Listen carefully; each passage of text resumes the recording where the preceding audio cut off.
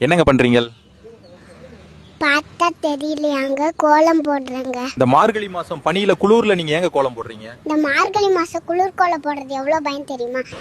அது தெரிஞ்சா நீங்களும் ஒரு டப்பால கோலமாவோட என் கூட வந்து கோலம் போடுவீங்க. என்னன்னு சொல்லுங்க, நாங்களும் தெரிஞ்சுப்போம். மார்கழி மாசத்துல ஏன் நாம எல்லாரும் அதிகாலையில எந்திரிச்சிட்டு கோலம் போடுறோம் தெரியுமா?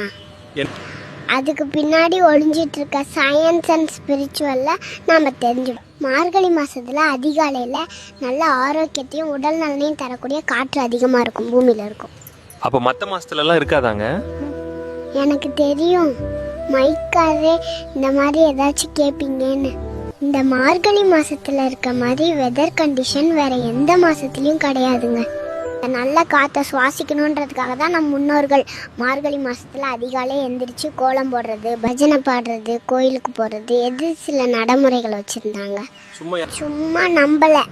யாராச்சும் மார்கழி மாசத்துல அதிகாலையில வெளியே போன்னு சொன்னா போக மாட்டோம். அதனாலதான் கோலம் போடுறது, கோயிலுக்கு போறதுன்னு சில நடைமுறைகளை நம் முன்னோர்கள் வச்சிருந்தாங்க.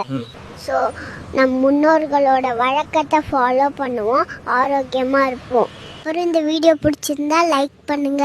யாரெல்லாம் அதிகாலையில் எழுந்திருக்கிறீங்கன்னு கமெண்ட் பண்ணுங்க.